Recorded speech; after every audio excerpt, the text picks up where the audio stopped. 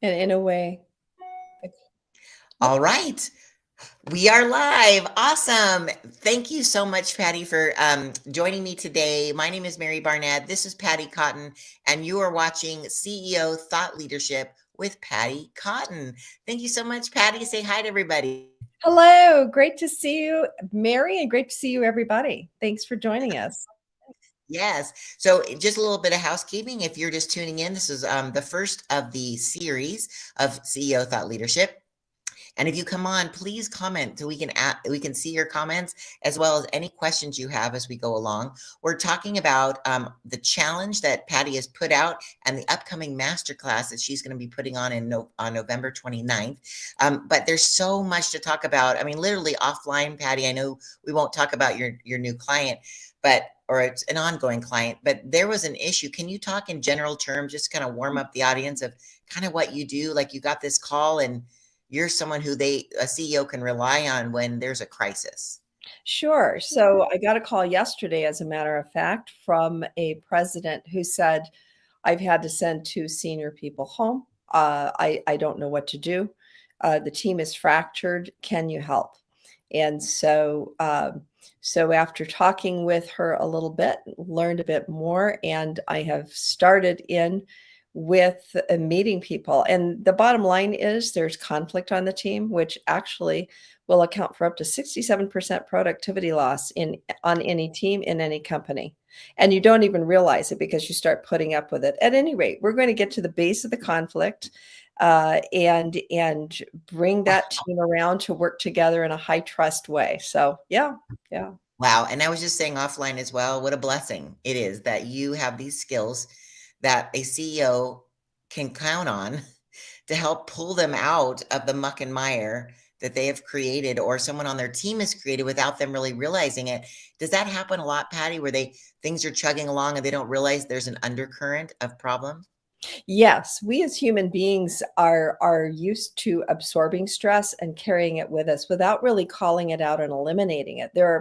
Without getting into too much detail, there are four kinds of stress.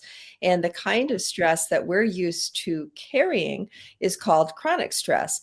Putting up with the cat leaving a mess, or, putting up with the coworker that's too noisy. And we just tend to absorb it to get along and move forward. And so when we absorb that chronic stress in the workplace, that accounts for, let's say I'm in the workplace and I've absorbed this chronic stress and I think things are fine, I can do this anyway. Um, it actually takes down my productivity, my engagement, my morale, my hang in there-ness, and so forth. And it does it at the team level and at the company level. So the impact is big. The impact is real, even though we may not realize it until we start talking about it. Wow. That is crazy. And I'm glad that I was just typing in what you were saying because it's so important. I think we don't even realize. And as you say, we just kind of go along with it until it brews to the top and it can explode and take a company down, which would just be tragic. Absolutely. It's the difference between, let's say that you're operating well enough. Well, is well enough good enough these days? It really isn't. Because if you're not growing, you're not thriving, you're going to be left behind and probably absorbed in another way.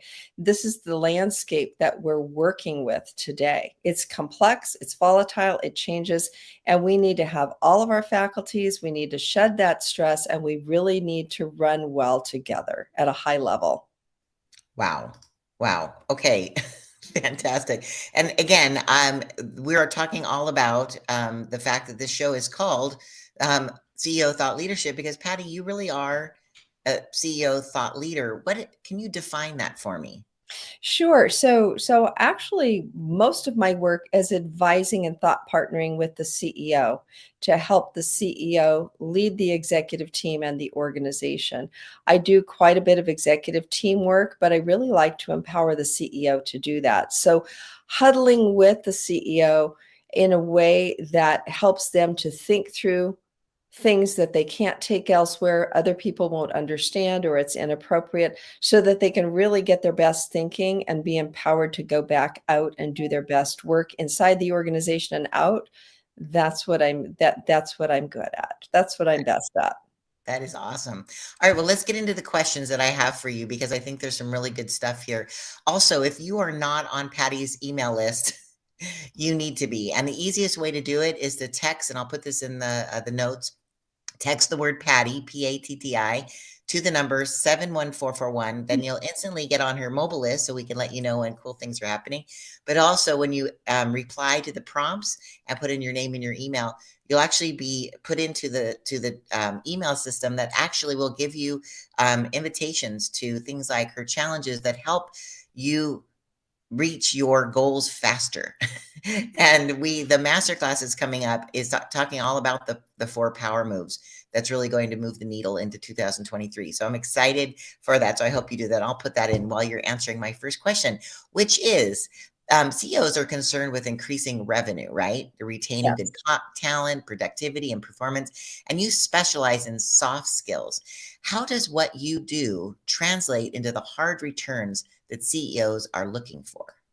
So thank you for that question.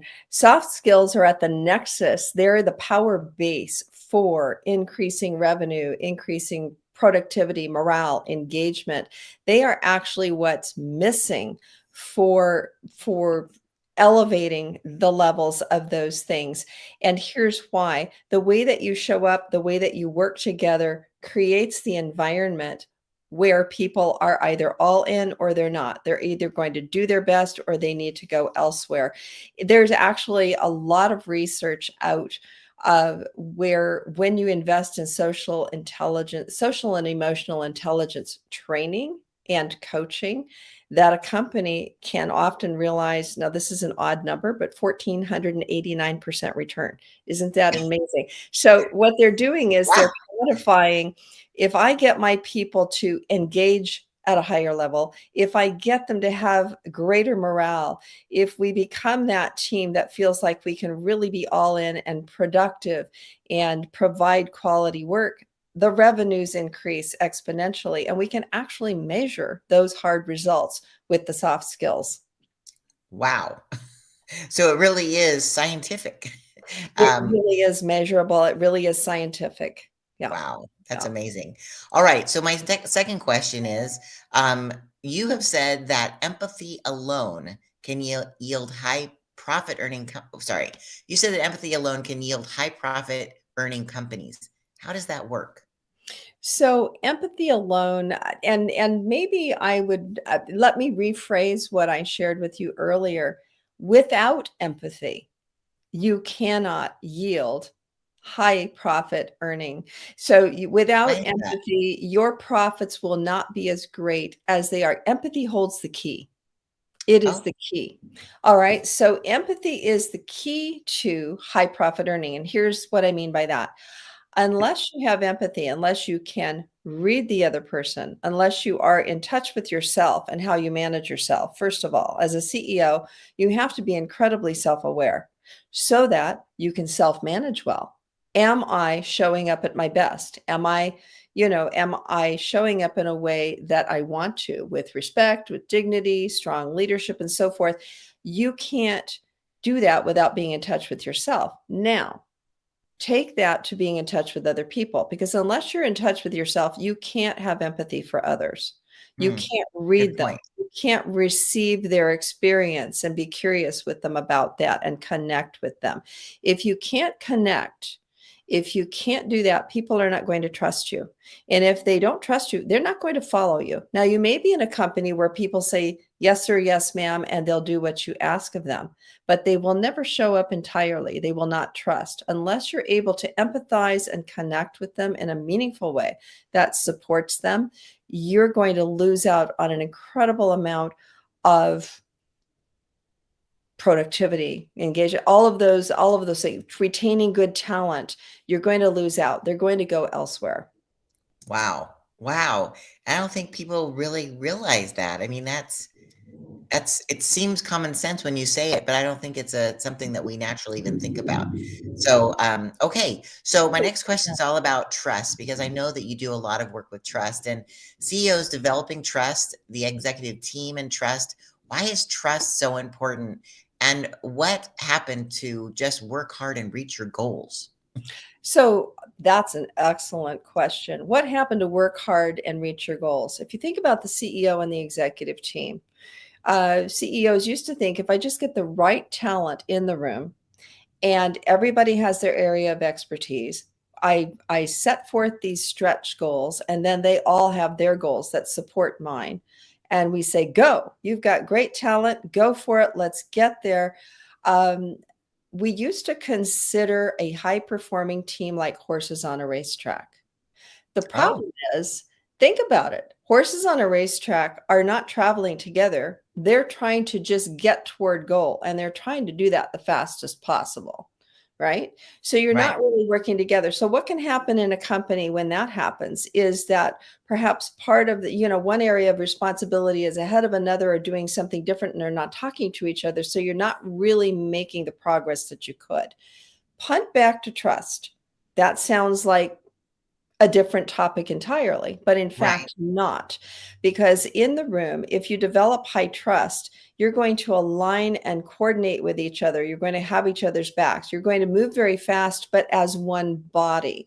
It doesn't mean that somebody's going to, when I say that, some people might say, well, what if so and so holds me back? That's a conversation. But if you have high trust, this means you're assuming the best, you're checking in with each other, you're aligning and coordinating and running together so that you can reach goal. In fact, we've discovered that without trust, you will not have a high performing team. You may think you do, but you'll Wow. have a good performing team. It's just that you're missing out on a lot of high performance if you don't have that foundational trust. Wow.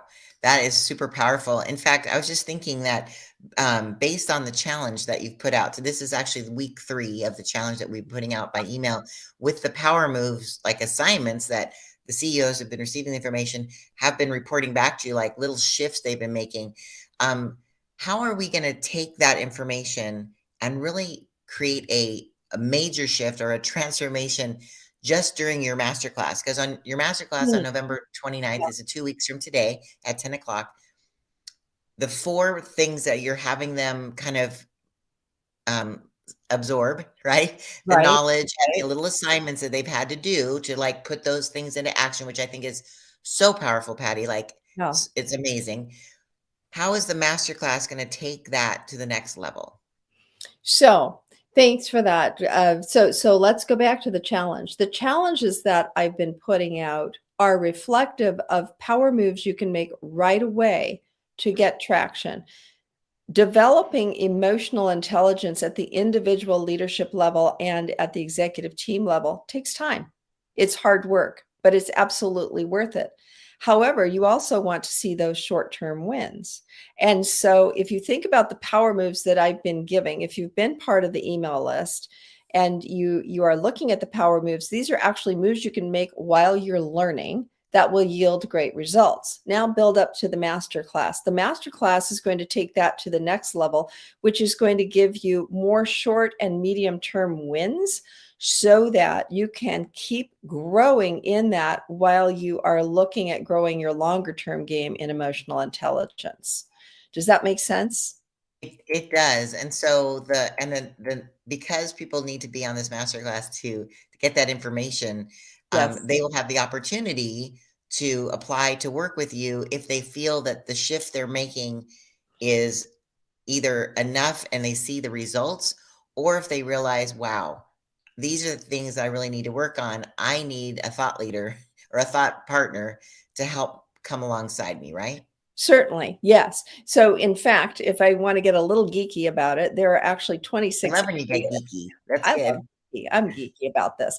So, there are 26 areas of emotional intelligence, but they all dovetail together. So, in order to grow in a congruent way, not only at the top leadership level, but maybe also with your executive team or me teaching you how to do that with team.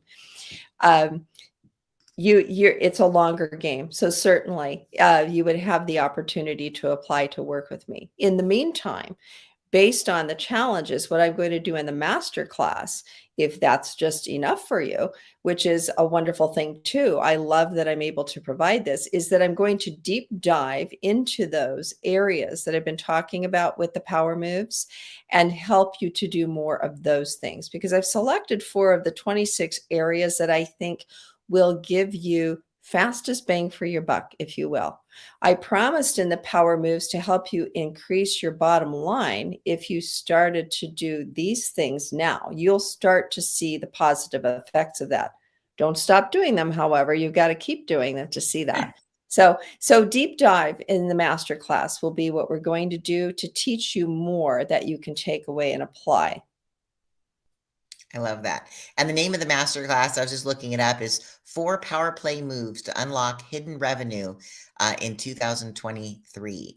And I think that's so important today. I think you said that the word quiet quitting is kind of overused in your industry, but it's a thing, right? People are just not giving their all, and the team is suffering, right? It's a thing. Yes, quiet quitting is the new phrase for, disengagement. Right. And the reason that we've recoined it now is because there has been a heightened focus put on it due to the fact that we've come through COVID and people are chronically tired, and we're trying to get them re-engaged, and it's a very slow start. So the quiet quitting has to do with quitting your manager, not the company. People quit their manager, not the company. Oh, I didn't understand that.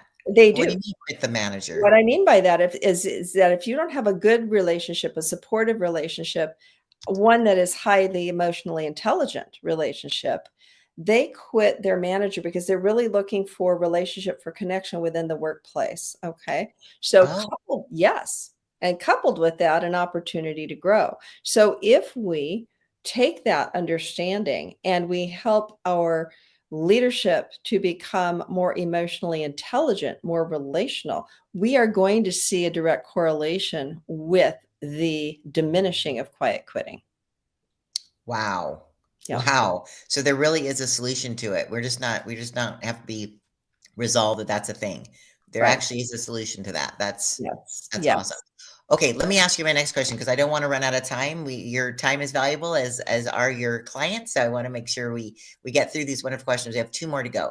So right. you flagged conflict management, as you mentioned a few moments ago, as one of the top skills a CEO needs to lead. Why is that? Can you go a little deeper on that? I can. When people think of conflict, they think of fights. And indeed, there are some. But then there can be the very small ones. So that can be like, I don't like the noise in the next cubicle, or this guy is always late to my meeting, or I can never get the quality work that I thought I could from this person. There are all kinds of little tensions, if you will. These build up to what I call elephants in the room. Right. Right. So those are reflective of conflicts that are not resolved. They're reflective of critical conversations that are not resolved. If you have a herd of elephants in the room because you haven't been addressing them and Right. holding that process accountable, you're going to stay at a certain level in the way you see the business and the way you show up and what you're focusing on the business. Because when you don't address the elephants in the room, there are all of these other little elephants that come out of that you're having to deal with every day. Right. Imagine if there weren't any. What could you do?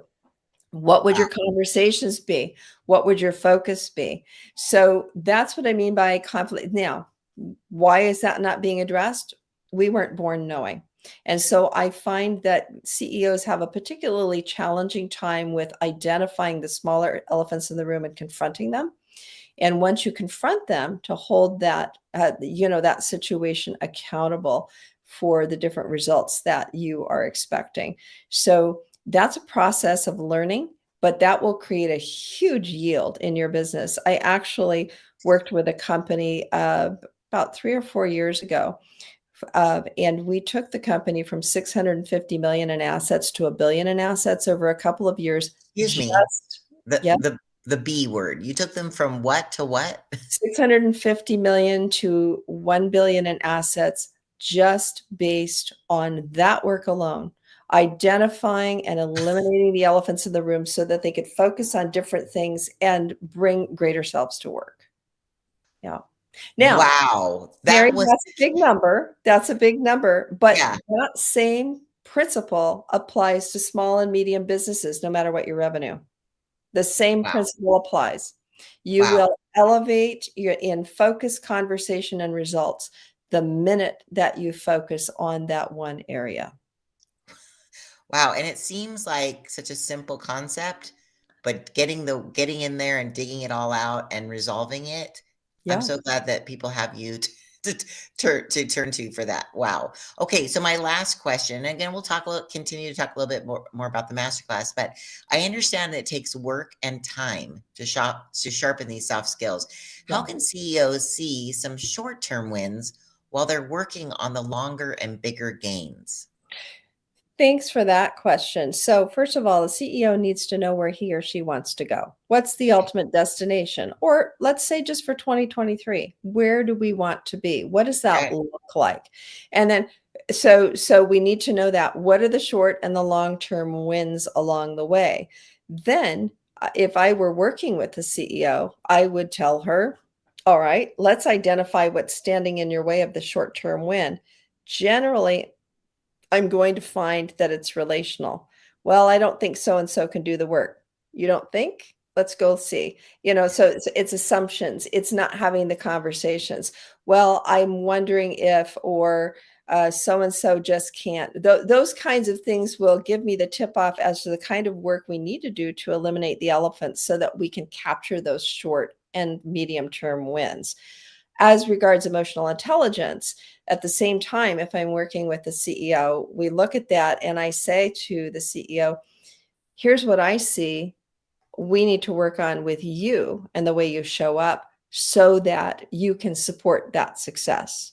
Because it's not always one person's fault or three Right. people's fault in the room. If you want the team to behave differently, you have to show up differently. Your leadership behaviors need to shift. And that's Right. what nobody talks about. So we'll be Yeah. doing a lot of that so we can create the liftoff for those short and medium term wins. I love that. You mentioned something to me once, and I thought it was such a cool analogy about bringing them up to the top of the mountain to be able to them to see the landscape down below, right? To see all the different public. Talk a little bit more about that. Sure. So if we stay in the same place where we are now, that's the landscape we see. But what if you were to climb up halfway up the mountain? What could you see then? What would you be working with then in your company or your organization? Because you have a broader understanding, you have more tools and resources at your disposal to give you a larger picture, right? What if you climb to the top? What would you have to play with then? What would your world be like then? And that is parallel to the kind of work we do when we say, how are you limiting yourself now? Are you at base camp? Are you Mm, stuck at base camp and still trying to figure out what gear to put on? right. What do you need to climb to that next level so that we can achieve this or that or the other thing? The view is fabulous at the top, but in order to have that view, your conversations and your focus need to change. Wow. Well, just when you mentioned like the base camp versus all the levels, is that kind of like um, getting to the next level so you can see those short-term wins? So Yes. as these add up, then when they get to the top, they can actually see, and then all those short-term wins builds up to an overall success. Yeah, not only seeing them, but achieving them. So identifying the short-term wins and the medium-term wins that we need to see and then working on them helps you climb up the mountain. Each time you identify and you achieve a win, that's another step up. Yeah. Wow, that's so exciting. It's so exciting to know that there's because people grumble, right? And right now, sadly, we're living in a world where everyone grumbles out loud and they share it publicly. Where before it used to be kind of like you're grumbling in your own silo, Yeah. unless just their media. But now people are tweeting it out and they're posting and they're right. And so you have to manage not only your own thoughts and not get distracted by the grumblings, but then collectively hug or heal that so the You really grumbling do. doesn't erupt into something that cannot be fixed, right? You do. Mary, you have to be very intentional about it. We can actually measure the tenor of the energy in a room. If you so Really? How do you yeah. do that? So, for example, well, we'll talk about that in a minute. For example, if you're sitting around with a team and you have one Debbie Downer or one negative energy, it's going to lower the morale. So we have done studies where we actually have people self-report. How are you feeling, on a scale of 1 to what, before, during, and after, and Right. other ways that we have. But your energy is only as positive and as high as your lowest common denominator. Ooh.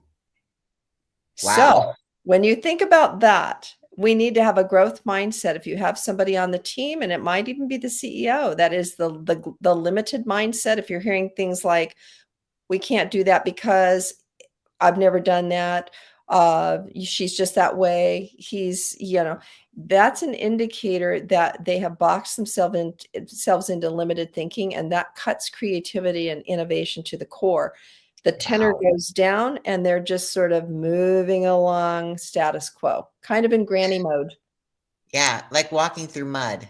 Yes, Just yes, walking through grinding, mud. grinding, grinding. And that has caused people not to have the inspiration, right? The creativity to do their job in the best way, to Sure. show up so that the end result is so much better for everyone involved, Yeah. right? Here's a fifth power move. The next time you get into a discussion with your team and they say it can't be done, or it's either this or that, I guess we're at a standstill. Ask this question: what's our third good option? Now you're asking them to think outside the box. What's the third good option? What's the third best option? What's the third good option? You tell me this or that. What's the third good option? Let's step outside the box for a minute. Now, your Wow. team may not like that, and if they don't like it, that's an indicator that they need to work on their trust together for creativity and innovation. Yeah. Wow. Wow. Well, speaking of power moves, so you just mentioned a fifth one, which I'm sure you'll be sharing a lot more in the masterclass. But looking at my notes, the challenges has gone out. I thought it was kind of interesting, the 4 power moves to expand and accelerate your business revenue before 2023, which I can't believe is going to be 2023 in weeks. Like, Yeah. not just months, but weeks. It's just crazy. And so the first one was empathy. We kind of touched upon Mhm. that, and I know that during the masterclass we're diving deeper. The next week was all about trust. The Mhm. third week that we just were in the middle of right now, the title is create innovative language. So can you and then of course if you aren't on the list, I won't tell you what the fourth one is, because that'll you have to get on the list so you can learn what the first. And what's so cool is not only are you giving them insight, but then you're giving them and like not homework, but an action plan to like dive into that power move even more. So let's Absolutely. talk about because this week already went out, right? The third week. Mhm. Tell me a little bit more about create innovative language. Creating innovative language is really like paying attention to your language to make sure that it's opening the door for creativity and innovation. Creativity leads to innovation, right? So if you have creative brainstorming, for example, you're going to come up with innovative ways to do something. So they go hand in glove. If you can't, if you stifle the creativity on your team, you will not have innovation within your company. So let's talk Mm, about creative language. What are barriers? And I just talked about some of them. Some of the barriers are, we can't do that because, or, and that effectively shuts people down. But here is another power move in the room. don't give them all away, Patty. I love to give things away. Notice in the room if no one's speaking, or if only one person or two people. Notice if someone's not speaking. Okay. Probably it's probably because they have been shut down at one time or another. They brought up an idea and somebody said, yeah, that'll never work. Then Mm, that will never work is a creativity death knell, just right off the bat. So here's what we do on a team. So if I get in the room and I observe the team and I notice that they are doing things like, yeah, that'll never work, or that's a stupid idea. Are you kidding? Where would we ever get that? Those are effective shutdowns. Here's what right. happens after that. Nobody's going to talk. Nobody wants to say anything. Oh, I have Right. an idea. Oh, they're going to say that's stupid. Nobody, So yeah, nobody wants to look you'll stupid. get very low participation. If I come into a room and observe your team, I'm going to, if I notice that nobody's speaking, I'm going to conjecture that it has been discouraged instead of encouraged. So innovative language. What is innovative language? Create innovative language. The next time somebody comes up with an idea, I'm challenging you to tell the room, whenever somebody comes up with a new idea, the first person to speak needs to say something positive about the idea. Now, if I say, for example, let's hire 50 red monkeys, Mary's not going to say, what a great idea, right? But if Mary is first to speak, she might say something like, it needs to be genuine. Patty, I can always count on you to think outside the box. Wow, what would that be like? Okay. I like So, that. It doesn't shut yeah, it down. It's like, okay, right? maybe they could wash the windows. You never Sure. know. So, yeah, exactly. So what you're doing is saying, hey, thank you for contributing. Psychologically, in the back of their mind, it's like, oh, it's safe to speak. I will be considered, right? And so Love saying, that. so moving from we can't to how can we? That's another power phrase, right? If you're creating innovative language, if you find yourself saying we can't because, or it won't happen, say, how could we? How might it be possible? It's Right. never a yes or no question. It might either be a yes and, or it might be a what's the third good option question. We may not be asking the right questions. So watch for the limiting language. And by golly, if you're first to speak up in the room with a creative idea, say something I like positive. right. Yeah. And you get a star by your name. I just was thinking, I have this on my desk, and you talked about yes and, right? Yes. Yes. An old theater, my kids grew up in theater, and an old, like, what do you call it? Improv thing is Yep. about, and it kind of ties into this, is that instead of saying yes, but, you say yes and. Right. So it continues the thought. So a lot of brainstorming happens when you you don't say yes, but that won't work, right? Say yes Exactly. and then you can continue. It's like an exercise that is almost can be like a game that you are saying yes, and we could do this to carry a story. And it could be, I don't know if you do this in your thing, but I always thought that was kind of cool. So I always try to think, okay, yes, and we could add this, or yes, and we could do that. So, Exactly. Exactly. I yeah. love it. Absolutely. Very cool. Well, gosh, we are at the end of our half hour. Patty, thank you so much for clearing a lot of this up. This has been so eye-opening to me about what you're doing. And I'm so excited to be a part of your CEO Thought Leadership Show, which again is going to be next month, is going to be on December. I think we have it on here on December 20th. And we have finished up your masterclass, and we're going to be diving into a new one. But again, there's so much goodness that you provide, Patty. So thank Thank you for you. showing up today. Thank you for thinking what the possibilities are, right? The and in life, and especially for CEOs out there who are wringing their hands, who don't know what their next step is to save their company, maybe save their job, Yeah. save the jobs of everyone at their company, because if they fail, that's a lot of pressure, because Yeah. then people lose their jobs, right? I mean, at the core of it, what do you think? And we'll end with this, Patty. What do you think is the biggest fear that keeps a CEO up at night? That why they need someone in their corner like you? So the biggest fear that a lot of CEOs have is, will it does it really need to be this hard? Can I do this anymore? I'm worn out. And guess what? It doesn't need to be that hard. The things that we're talking about today will provide more confidence, more ease, and a lot more effectiveness, if you will, so that the new complex world can be met with great excitement. It I does not love have to be that hard. Yeah, I just got shivers actually. That's neat. It's really cool that there is a solution, that you're not alone, that someone like Patty exists to be able to help out in a time of need. So, yay. All right. Well, that's it for us today. Patty, stay on, but we're going to end the broadcast. And again, we'll see you guys again, same bat channel, same bat time. Am I dating myself? On December 20th at 10 Love a.m. it. Thank you, Mary. You are so welcome. All right. Until next time, God bless you. And we'll look forward to seeing you more. All right. Take care. Oh, and before I forget, make sure that if you are not on Patty's list, let's have you text the word Patty to the number 71441. So you get an invitation to this masterclass that's coming up, and follow the prompts to give us your email. So you'll get an invitation to it, because you don't want to miss it. It's not going to be recorded. So you need to be there. So just want to throw that in there at the end again. All right, Patty, thanks again.